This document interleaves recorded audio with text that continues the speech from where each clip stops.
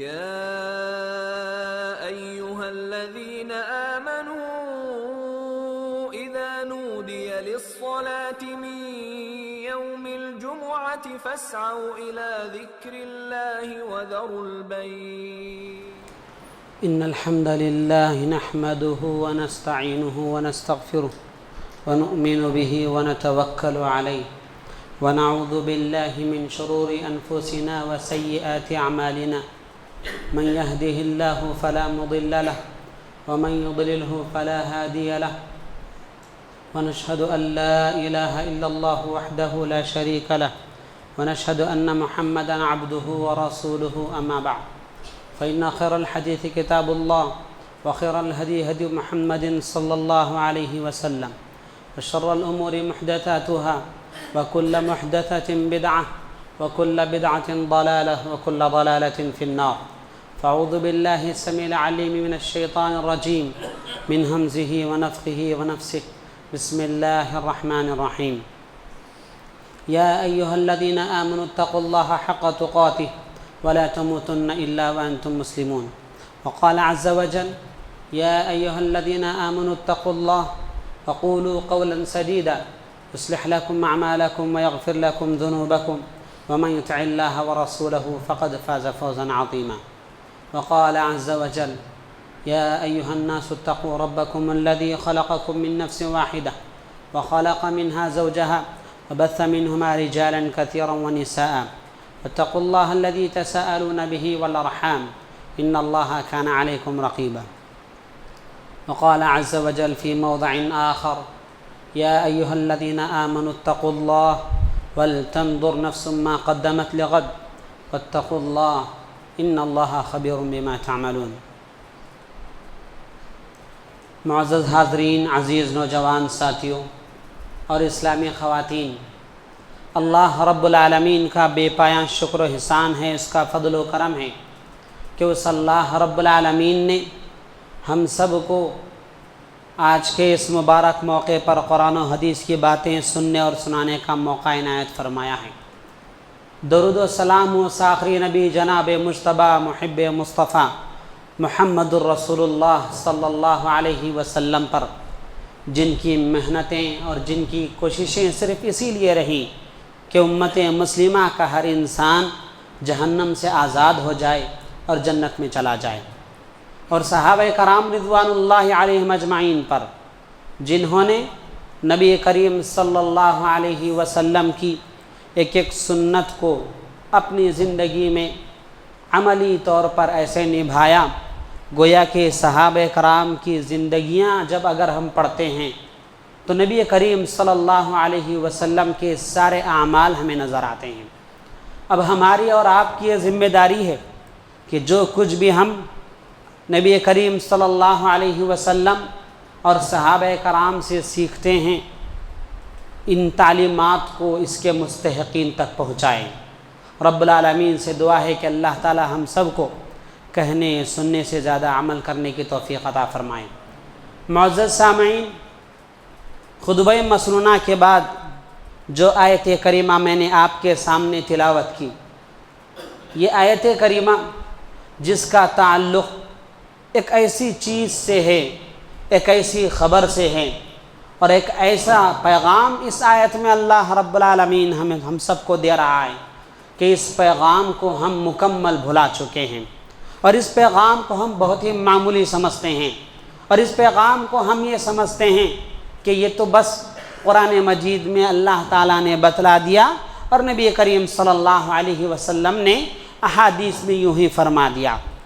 لیکن جس پیغام کی طرف اللہ رب العالمین اس آیت میں اشارہ کر رہا ہے وہ پیغام یہ ہے، نبی کریم صلی اللہ علیہ وسلم جب کبھی بھی اس پیغام پر غور و فکر کرتے تو نبی کریم صلی اللہ علیہ وسلم اپنے آپ کو سنبھال نہیں پاتے. وہ پیغام کیا تھا؟ وہ تھا قیامت کا پیغام، وہ تھا قیامت کی ہولناکیاں، وہ تھی قیامت کی جھلکیاں. ہم میں سے اکثر لوگ یہ سوال کرتے ہیں کہ آخر قیامت جو آج نبی کریم صلی اللہ علیہ وسلم کے احادیث میں بتلایا جاتا ہے کہ قیامت کسے کہتے ہیں، قیامت کا مطلب کیا ہے، ہم میں سے اکثر لوگ اس قیامت کے دن کو بھلا بیٹھے ہیں۔ اگر کوئی انسان واللہ اگر کوئی انسان قیامت کی چیزوں کو، قیامت کی ہولناکیوں کو اور قیامت کی نشانیوں کو قرآن و حدیث کے ذریعے مکمل طور پر مطالعہ کر لے تو کبھی چین کی نیند نہیں سو سکتا ہے، کیونکہ نبی کریم صلی اللہ علیہ وسلم نے جو نقشہ احادیث میں کھینچا ہے اور اس سے بھی وضاحت کے ساتھ، اس سے بھی اچھی طرح سے ڈیٹیلز کے ساتھ اللہ رب العالمین نے ساری آیتوں میں بیان فرما دیا ہے۔ اور اس آیت میں جو اللہ رب العالمین نے فرمایا یا ایھا الذین آمنوا اتقوا اللہ، اے ایمان والو تم اللہ رب العالمین سے ڈرو، ولتنظر نفس ما قدمت لغد، اور ہر انسان کو چاہیے کہ وہ غور و فکر کرے، اپنے بارے میں سوچے کہ کل کے دن جو کچھ میرے سامنے نام اعمال پیش ہونے والا ہے، ان نام اعمال میں میرے کتنے نیکیاں ہیں اور کتنے گناہ کام ہیں۔ ہر انسان کو غور و فکر کرنا چاہیے۔ اور پھر آگے اللہ رب العالمین فرما رہا ہے واتقوا اللہ، اللہ رب العالمین سے ڈرو، ان اللہ خبیر بما تعملون، بے شک اللہ رب العالمین جو کچھ بھی تم اعمال کر رہے ہو، گرچہ وہ نیکیاں کیوں نہ ہو، گرچہ کہ وہ گناہ کیوں نہ ہو، گرچہ سامنے والے سے چھپا کر کیوں نہ ہو، لیکن ساری نیکیوں اور ساری برائیوں کو اللہ رب العالمین جاننے والا ہے۔ میرے بھائیوں، جہاں کہیں بھی جس آیت میں بھی اللہ رب العالمین نے پیغامات یا پھر تعلیمات دیے ہیں مومنوں کو مخاطب کرتے ہوئے، ان تعلیمات میں اللہ رب العالمین نے ایک مرتبہ کہا کہ تم اللہ سے ڈرو، لیکن قیامت کا پیغام دینے کے لیے اللہ رب العالمین نے اس آیت میں 2 مرتبہ کہا۔ ایک ہی آیت میں اللہ رب العالمین نے 2 مرتبہ کہا کہ اے ایمان والو تم اللہ رب العالمین سے ڈرو، اور ہر انسان کو چاہیے کہ اسے غور و فکر کرے کہ آگے وہ کیا نام اعمال بھیجے گا، اور پھر فوری اللہ رب العالمین نے کہا واتقوا اللہ، تم اللہ رب العالمین سے ڈرو۔ تو آخر مفسرین بتلاتے ہیں کہ اس آیت میں جو اللہ رب العالمین نے 2 مرتبہ کہا، پہلی آیت میں جو پہلی مرتبہ اللہ رب العالمین نے کہا کہ تم اللہ رب العالمین سے ڈرو، اس کا مطلب یہ ہے کہ جو کچھ بھی تم گناہ کام کر رہے ہو، قیامت کے دن اللہ رب العالمین اس کا حساب و کتاب لینے والا ہے، اس حساب و کتاب کے سلسلے میں تم اللہ رب العالمین سے ڈرو۔ پھر اسی آیت میں آخر میں جو اللہ رب العالمین کہہ رہا ہے کہ واتقوا اللہ، یعنی تم اللہ رب العالمین سے ڈرو، اس کا مطلب یہ ہے کہ جو کچھ بھی تم گناہ کام کر رہے ہو اور تم یہ سمجھتے ہو کہ چلو مجھے آج کوئی نہیں دیکھ رہا ہے، لیکن اللہ رب العالمین اس سے باخبر ہے۔ کسی کے دل میں اگر یہ ڈر آ جائے، کسی کے دل میں اگر یہ اللہ رب العالمین کا خوف آ جائے، تو پھر انسان کبھی ہرگز گناہ کام نہیں کرے گا۔ تو اس لیے میرے بھائیوں، ہم میں سے ہر انسان کو چاہیے کہ قیامت کے بارے میں سوچیں۔ اور سب سے پہلی چیز، چلیے ہم ایک ایک چیز ترتیب سے سمجھتے چلیں۔ سب سے پہلی چیز یسألونک عن الساعۃ ایان مرساہا، کفار و مشرکین بھی یہ سوال کیا کرتے تھے کہ آخر قیامت کب ہوگی، قیامت کب ہوگی۔ یسألونک عن الساعۃ ایان مرساہا، اے محمد صلی اللہ علیہ وسلم، یہ کفار و مشرکین آپ سے پوچھ رہے ہیں کہ قیامت کب ہوگی، ایان مرساہا، آخر اس کا آنے والا وقت کب ہے۔ تو آپ ان سے پوچھئے فیما انت من ذکراہا، آخر تم اس سلسلے میں کیا تیاریاں کر رہے ہو۔ تو پھر وہی سوال ہمیں بھی دہرانا چاہیے کہ جب ہمارے ذہنوں میں یہ سوال ہے کہ قیامت کب آئے گی، قیامت کب آئے گی، لیکن قیامت کے بارے میں ہم نے کیا تیاریاں کی ہیں، قیامت کے بارے میں ہم نے کیا تیاریاں کی ہیں، تو اسی لیے ہمیں چاہیے کہ ہم جس قدر ہو سکے سب سے پہلے قیامت کے بارے میں ہم یہ سوچیں کہ اللہ رب العالمین کے پاس حساب و کتاب دینا ہے، گرچہ کہ ایک نیکی بھی کیوں نہ ہو، گرچہ کہ ایک برائی بھی کیوں نہ ہو۔ فَمَن يَعْمَلْ مِثْقَالَ ذَرَّةٍ خَيْرًا يَرَهُ وَمَن يَعْمَلْ مِثْقَالَ ذَرَّةٍ شَرًّا يَرَهُ، قیامت کے دن اگر کوئی انسان ایک دانے کے برابر بھی کوئی نیکی کرتا ہے تو اللہ تعالیٰ اس کو بھی ترازو میں پیش کرتا ہے، ایک گناہ بھی اگر کرتا ہے تو اللہ تعالیٰ اس کو بھی ترازو میں پیش کرتا ہے۔ تو اسی لیے ہمیں چاہیے کہ جو لوگ بھی یہ سوچ کر کے گناہ کام کرتے ہیں کہ سامنے والے انسان کو تو پتہ نہیں ہے، میں اس کو ایسے ہی طور پر، میں اپنی طور پر اس انسان کو کچھ بھی دھوکہ دے سکتا ہوں، لیکن ایک بات یاد رکھیے گا کہ قیامت کے دن وہی انسان آپ کے پاس آ کر حساب و کتاب لے گا۔ تو اسی لیے ہمیں چاہیے کہ ہر گناہ کام کرنے سے پہلے قیامت کے بارے میں سوچیں. اور اسی طرح سے آگے چلیے، نبی کریم صلی اللہ علیہ وسلم کے احادیث سے ہمیں پتہ چلتا ہے کہ قیامت کی ہولنا کیا کس طرح سے ہوں گی. جب عیسیٰ علیہ السلام کا ظہور ہوگا اور اس سے پہلے جو نشانیاں آج ہم دیکھ رہے ہیں، ان نشانیوں میں سے ایک نشانی واضح ہو چکی ہے. وہ کیا ہے؟ قرآن میں اللہ تعالیٰ نے فرمایا پہاڑ چلنے لگیں گے. اللہ رب العالمین نے کہہ دیا کہ پہاڑ چلنے لگیں گے. تو یہ پہاڑ چلنے لگیں گے، اس کا مطلب یہ ہے کہ جو برفیلے پہاڑ ہیں وہ پہاڑ پگھل کر راستہ بناتے ہوئے پانی تیر کر رہے ہیں، راستہ طے کر رہے ہیں پگھل کر کے. تو یہ جو پہاڑ ہیں، جو برفیلے پہاڑ، یہ پگھل کر کے اپنا راستہ بناتے ہوئے چل رہے ہیں. تو یہی قیامت کے قریب ہو رہا ہے کہ پہاڑ چلنے لگیں گے. اور اس طرح سے یہ نشانی واضح ہو چکی ہے. اور اسی طرح سے فتنہ دجال آنے والا ہے.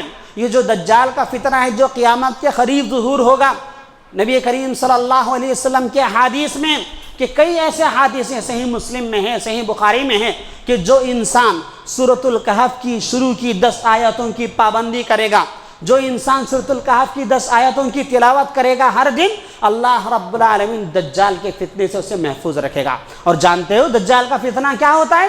دجال کا فتنہ یہ ہوتا ہے کہ جہاں پر پانی ہے وہاں پر ہریالی اگا دے گا، اور جہاں پر بنجر زمین ہے وہاں پر وہ گھاس پھوس اگا دے گا. اور ایسی چیزوں کو دیکھ کر جو ایک دم کمزور ایمان والے ہوتے ہیں ان لوگوں کا ایمان ڈگمگا جاتا ہے. وہ لوگ یہ کہہ بیٹھتے ہیں کہ تو ہی ہمارا خدا ہے. جو آج ہم سب اپنے آپ کو مدارس سے ہٹا کر کالجوں کی لائن میں جو لگاتے ہیں، وہ لوگ اس وقت بہت ہی زیادہ پچھتائیں گے. میرے بھائیوں، آج ہمارے پاس مسلمانوں کے اندر چاہے کوئی تعلیم رہے یا نہ رہے، لیکن عقیدے کی تعلیم اپنے اندر مضبوط کرنا ہے. اور عقیدے میں یہ بھی ایک چیز شامل ہے کہ قیامت کے بارے میں جاننا ضروری ہے. اگر قیامت کے بارے میں اگر ہم نہیں جانیں گے تو پھر یاد رکھیے گا اللہ رب العالمین کے پاس ایسا حساب و کتاب ہوگا، ہم انجان رہیں گے اور ہمیں معلوم بھی نہیں ہوگا. اللہ رب العالمین کے حوالے اگر جب ہم ہو جائیں گے تو اس وقت جہنم کے حوالے نہ ہو جائیں. اللہ تعالی ہم سب کو جہنم کے عذاب سے بچائے. اور اسی طرح سے فتنہ دجال سے بچنے کے لیے نبی کریم صلی اللہ علیہ وسلم نے، اور ایک حدیث میں یہ بھی روایت ملتی ہے کہ سورۃ الکہف کی آخری آیتوں سے فتنہ دجال سے محفوظ رہ سکتے ہیں. اور اسی طرح سے تشہد میں جو آیت پڑھی جاتی ہے، تشہد میں جو دعا پڑھی جاتی ہے، اس دعا سے بھی فتنہ دجال سے محفوظ رہ سکتے ہیں. وہ کیا ہے؟ اللہم انی اعوذ بک من عذاب القبر واعوذ بک من فتنة المسیح الدجال واعوذ بک من فتنة المحیا والممات. تو اس دعا میں انسان دجال کے فتنے سے اپنے آپ کو پناہ چاہتا ہے، اللہ رب العالمین سے پناہ مانگتا ہے. اور چلیے، جب یہ ساری چیزیں دجال کا فتنہ اور اسی طرح سے یاجوج ماجوج کی جو قوم ہے وہ قوم بھی آنے والی ہے جس کا تذکرہ اللہ تعالیٰ نے سورۃ الکہف میں بیان کر دیا، جب یہ ساری چیزیں ختم ہو جائیں گی، اصل چیز تو اب آتی ہے حشر کا میدان. یہ حشر کا میدان ایسا میدان ہے جس میدان میں کسی کی حکومت نہیں چلے گی، جس میدان میں چاہے کتنا بھی بڑا بادشاہ کیوں نہ ہو، اس میدان میں اللہ رب العالمین کے علاوہ کسی کی حکومت نہیں چلے گی. اور جب سارے لوگ حشر کے میدان میں جمع ہو جائیں گے، اور حشر کے میدان میں جائیں گے بھی تو کیسے جائیں گے؟ دیکھیے سورۃ الحج میں اللہ تعالیٰ نے بڑا بہترین نقشہ کھینچا ہے.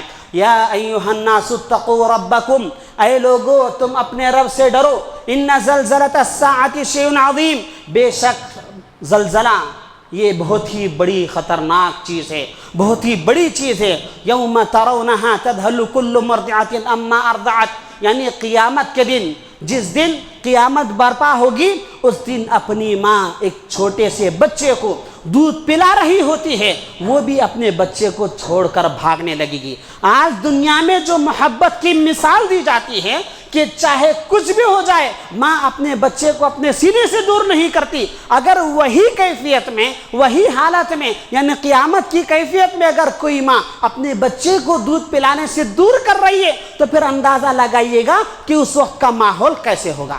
اندازہ لگائیے گا اس وقت کا ماحول کیسے ہوگا. ان زلزلۃ الساعۃ شیء عظیم، اللہ تعالیٰ نے کیا کہا کہ یہ بہت ہی خطرناک بڑا زلزلہ ہوگا.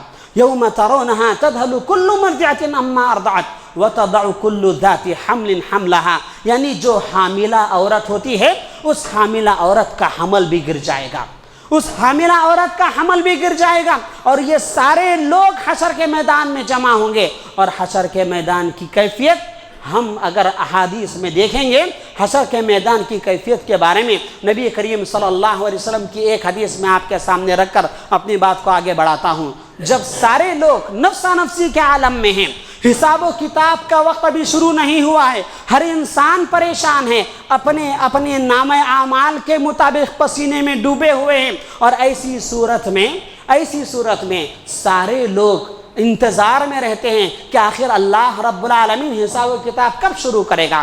دیکھیے وہاں پر رسول بھی ہوں گے، وہاں پر اولیاء بھی ہوں گے، جتنے بھی لوگ، اور آج جو لوگ بھی یہ کہتے ہیں کہ فلاں ولی ہماری سفارشی کریں گے یا پھر فلاں درگاہ میں جائیں گے تو اللہ رب العالمین کے ذریعے جنت میں داخل ہو سکتے ہیں، یہ ساری چیزیں اس حدیث سے بالکل کل عدم ہو جائیں گی۔ اس حدیث کو سن لیجئے گا، پھر کل کے دن درگاہ پر کبھی ایمان ہی نہیں آئے گا، کیونکہ اس حدیث میں نبی کریم صلی اللہ علیہ وسلم کیا فرماتے ہیں؟ سارے لوگ سب سے پہلے آدم علیہ السلام کے پاس جائیں گے اور کہیں گے کہ اے آدم علیہ السلام، آپ تو اللہ رب العالمین کے ایسے برگزیدہ بندے ہیں، اللہ تعالیٰ نے آپ کو اپنے ہاتھوں سے پیدا کیا ہے، اللہ تعالیٰ نے لما خلقت بیدی، یعنی اپنے ہاتھوں سے اللہ رب العالمین نے آپ کو پیدا کیا ہے، چنانچہ ہمارے حساب و کتاب کے بارے میں آپ سفارش کیجئے، اللہ رب العالمین سے کہیے۔ لیکن آدم علیہ السلام معذرت پیش کرتے ہوئے کہیں گے کہ میں اللہ رب العالمین کے پاس ایسی ہمت نہیں رکھ سکتا، ایسی جسارت مجھ میں نہیں ہے۔ کیوں؟ کیونکہ اللہ رب العالمین کے نافرمانی میں نے جنت میں کی تھی، اسی لیے میرے پاس ایسی طاقت نہیں ہے۔ پھر اس کے بعد ساری امت مسلمہ نوح علیہ السلام کے پاس جائے گی، اور نوح علیہ السلام بھی کہہ دیں گے کہ میرے پاس ایسی جسارت اور ایسی ہمت نہیں ہے، کیونکہ میرا خود کا بیٹا اللہ رب العالمین کا نافرمان تھا۔ تو اس طرح سے جب سارے اولو العزم پیغمبر مکمل ختم ہو جائیں گے، ابراہیم علیہ السلام بھی کہہ دیں گے کہ میں نے اپنی دنیاوی زندگی میں جھوٹ بات کہی تھی، تو اسی لیے میرے پاس بھی یہ جسارت، یہ ہمت موجود نہیں ہے۔ میرے بھائیوں، جب ساری امت مسلمہ سارے اولو العزم پیغمبر کے پاس ختم ہوتے ہوئے آخری نبی جناب محمد الرسول اللہ صلی اللہ علیہ وسلم کے پاس جائیں گے اور جا کر کہیں گے کہ اے اللہ کے نبی، آپ کے اگلے اور پچھلے سارے گناہ معاف ہیں، جس کے بارے میں تذکرہ اللہ رب العالمین نے سورۃ الفتح میں فرما دیا کہ آپ کے اگلے اور پچھلے سارے گناہ معاف ہیں، آپ تو سفارش کیجئے گا۔ پھر اس کے بعد نبی کریم صلی اللہ علیہ وسلم سفارش کرنے کے لیے سجدے میں گرتے ہیں، یہ بھی اللہ کے حکم سے ہے۔ میرے بھائیوں، جو لوگ بھی یہ سفارش پر ایمان لاتے ہیں، جو لوگ بھی یہ کہتے ہیں کہ فلاں درگاہ پر جائیں گے تو سفارش ملے گی، اور اسی طرح سے ان کا ایمان بھی یہ ہوتا ہے کہ ہم ان کو سجدہ نہیں کرتے، ہم ان کے سامنے عبادت کے طور پر سجدہ نہیں کرتے، بس ہم اس ارادے سے سجدہ کرتے ہیں کیونکہ یہ اللہ رب العالمین کے قریب تک ہمیں پہنچا دیں، یہ اللہ رب العالمین کے قریب تک ہمیں پہنچا دیں۔ یہ بات اٹل اور ثابت ہے کہ اللہ رب العالمین کے پاس سب سے پسندیدہ بندے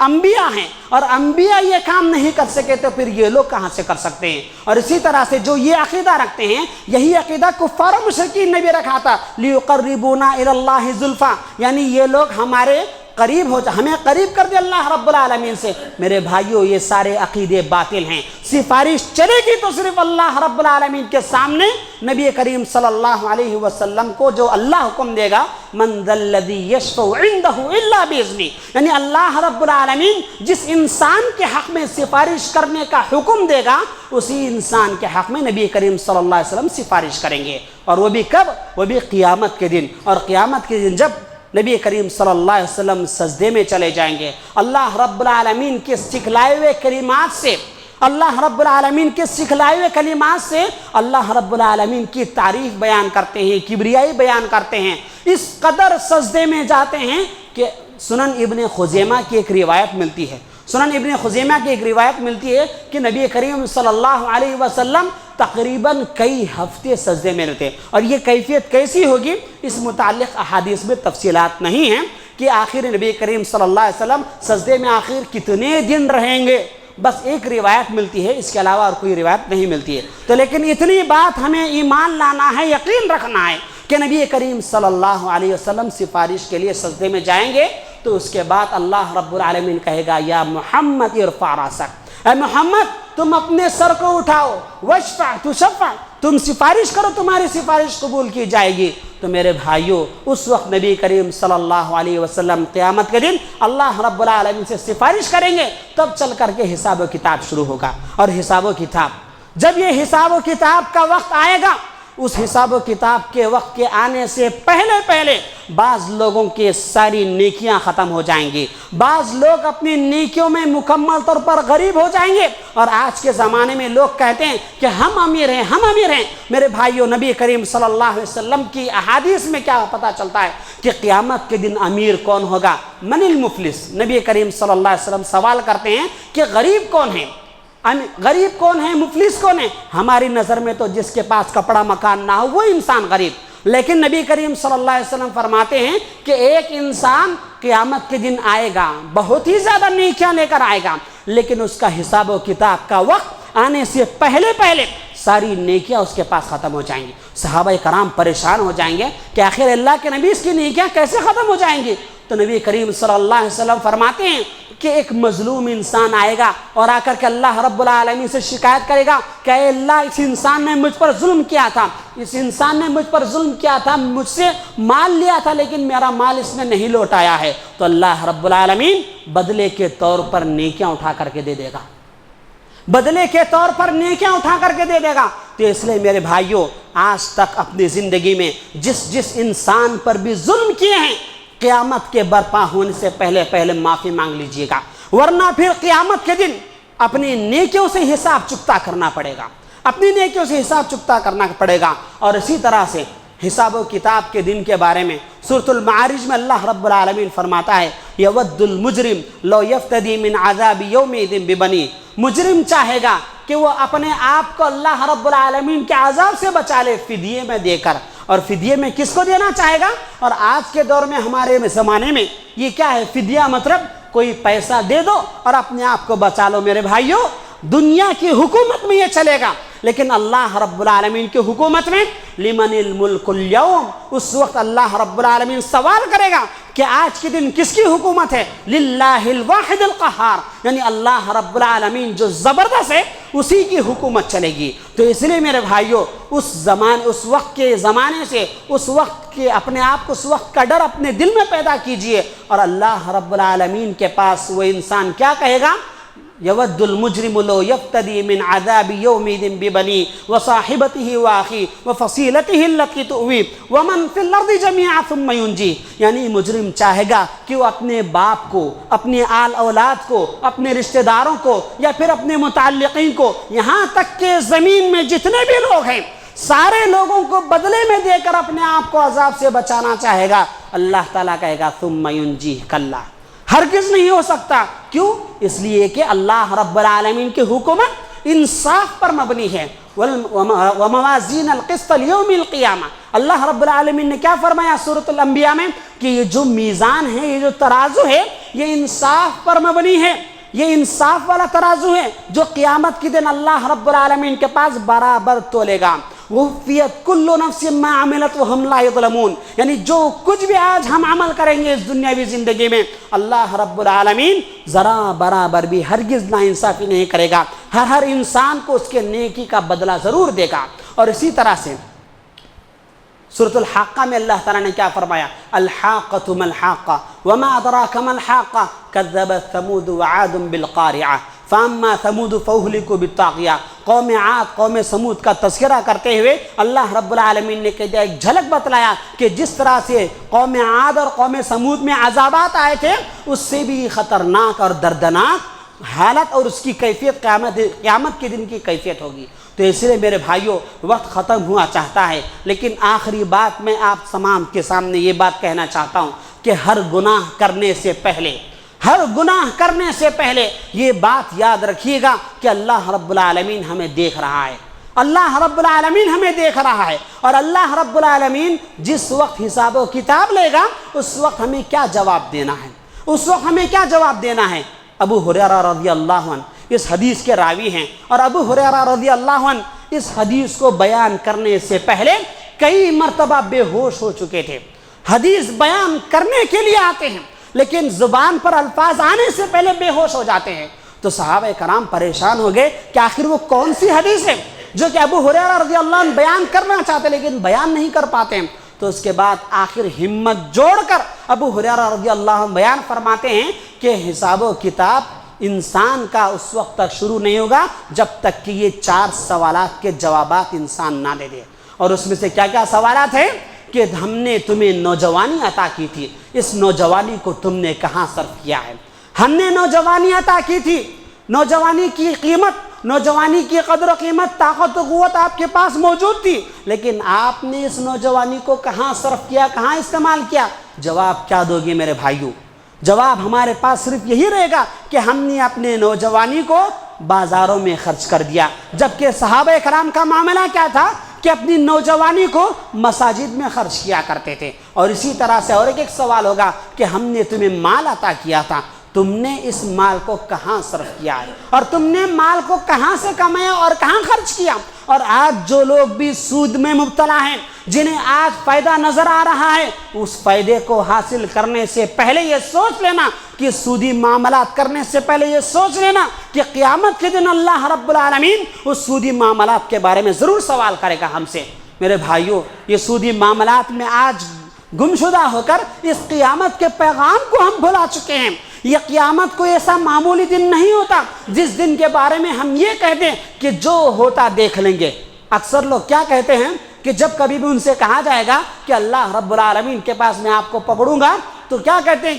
چلیے دیکھ لیتے ہیں قیامت کے دن کیا ہوگا. میرے بھائیوں، یہ حقیقت میں حدیث کا مذاق ہے، یہ قیامت کے دن کا مذاق ہے. کوئی انسان ہرگز یہ نہیں کہہ سکتا کہ قیامت کے دن میں دیکھ لوں گا. میرے بھائیوں، یہ کہیے گا کہ اگر آپ حق پر ہیں تو آپ یہ کہیے کہ قیامت کے دن اللہ رب العالمین صحیح فیصلہ کرے گا. قیامت کے دن اللہ رب العالمین صحیح فیصلہ کرے گا. اور اس قیامت کے دن جو معاملہ ہوگا، صرف آپ کو حوالہ جات میں آپ کو دے دیتا ہوں، قیامت کے بارے میں آپ پڑھتے چلیے گا. قیامت کے بارے میں اگر آپ جاننا چاہتے ہیں، سورۃ النور میں جو اللہ رب العالمین نے بیان کر دیا، اور اسی طرح سے سورۃ المرسلات ہے، سورۃ المعارج ہے، سورۃ النبا ہے، اور اسی طرح سے سورۃ القاریعہ ہے. یہ جو بھی صورتیں ہیں جس میں اللہ رب العالمین نے قیامت کے بارے میں وضاحت کے ساتھ بیان کر دی ہے. تو اسی لیے القاریعۃ ما القاریعہ وما ادراک ما القاریعہ، یعنی یہ جو چیخ و پکار کی جو آواز ہے، یہ جو چیخ و پکار کا جو دن ہوگا، وہ دن کیا ہے؟ کیا تم جانتے ہو وہ دن کیا ہے؟ یہ اللہ رب العالمین سوال کر رہا ہے. وما ادراک ما القاریعہ، تم کیا جانتے ہو اس دن کے بارے میں؟ یوم یکون الناس کالفراش المبثوث، یعنی اس دن لوگ کیسے رہیں گے؟ ایک دم مکمل روئی کی طرح اڑ رہے ہوتے ہیں. یعنی جو ساری دنیا ہے، یہ ساری دنیا حبام منصورہ ہو جائے گی، روئی کی طرح ساری دنیا بھوس ہو جائے گی، اس کا کوئی عطا پتہ نہیں رہے گا. تو اس لیے میرے بھائیوں، فَأَمَّا مَنْ ثَقُلَتْ مَوَازِينُهُ، جس کا نیکیوں کا پلڑا بھاری ہوگا، فَهُوَ فِي عِيشَةٍ رَاضِيَةٍ، تو وہ انسان عیش و عشرت کی زندگی جیے گا. وَأَمَّا مَنْ خَفَّتْ مَوَازِينُهُ، اور جس کا برائیوں کا پلڑا بھاری ہوگا، تو پھر وہ انسان کہاں رہے گا؟ وہ انسان جہنم کے حوالے ہو جائے گا. اور اسی طرح سے وَسِيقَ الَّذِينَ كَفَرُوا رَبَّهُمْ إِلَى الْجَنَّةِ زُمَرًا، اس آیت میں بھی آپ جا کر کے تفصیل پڑھ سکتے ہیں کہ قیامت کے دن جہنمیوں کو قریب لایا جائے گا اور جہنم میں ان تمام لوگوں کو ڈال دیا جائے گا. تو اس لیے میرے بھائیوں، قیامت کے بارے میں، ان کی ہولناکیوں کے بارے میں جتنا کہے وقت کم ہی لگے گا، جتنا کہیں وقت کم ہی لگے گا. لیکن ایک بات یہ جان کر کے اٹھیے گا کہ قیامت ضرور برپا ہونے والی ہے، اور قیامت قریب آ چکی ہے. اور یہ ٹھان کر کے اٹھیے کہ ہر گناہ کرنے سے پہلے میں اللہ رب العالمین سے ڈر اپنے اندر پیدا کروں گا. اللہ رب العالمین مجھے پوچھے گا، چاہے سارے لوگ ناراض ہوتے ہیں، ہونے دیجئے، لیکن اللہ رب العالمین کے دن، قیامت کے دن اللہ رب العالمین کا ڈر اپنے اندر پیدا کرتے ہوئے سارے لوگوں کے درمیان انصاف کا فیصلہ اور حق بات کہیں، انصاف کا فیصلہ اور حق بات کہیں. تو بہر کیف یہ جو قیامت کے بارے میں آج ہم نے سنا ہے، اس کو اپنے ذہن میں لے کر کے چاہیے. وَلَا تَزِرُ وَازِرَةٌ وِزْرَ أُخْرَىٰ، کوئی بھی انسان اپنے دوسرے انسان کا بوجھ اٹھانے والا نہیں. اور اس آیت کو اللہ رب العالمین نے پوری قرآن میں 3 مرتبہ ایسے ہی بیان کر دیا ہے. وَلَا تَزِرُ وَازِرَةٌ وِزْرَ أُخْرَىٰ وَإِن تَدْعُ مُثْقَلَةٌ إِلَىٰ حِمْلِهَا لَا يُحْمَلْ مِنْهُ شَيْئًا، اگر کوئی انسان چاہے بھی کہ اس کا بوجھ میں اٹھا لوں، لیکن ایسا کبھی نہیں ہو سکتا ہے. رب العالمین سے دعا کریں اللہ تعالی ہم سب کو کہنے سننے سے زیادہ عمل کرنے کی توفیق عطا فرمائے. جانے انجانے میں بھول چوک ہوئی اللہ تعالی معاف فرمائے. قیامت کا دن آنے سے پہلے پہلے اپنے آپ کو سدھار لینے کی توفیق عطا فرمائے۔ ہم میں سے جو لوگ بھی گزر چکے ہیں اللہ تعالیٰ ان تمام لوگوں کی قبروں کو نور سے منور کر دے۔ جو لوگ بھی قرضوں میں پریشانیوں میں مبتلا ہیں اللہ تعالیٰ ان تمام لوگوں کی تکلیفوں کو پریشانیوں کو غیب سے دور کر دے۔ آمین۔ اقول قولی ھذا واستغفر اللہ لی ولکم ولسائر المؤمنین من کل ذنب واستغفروہ انہ هو الغفور الرحیم۔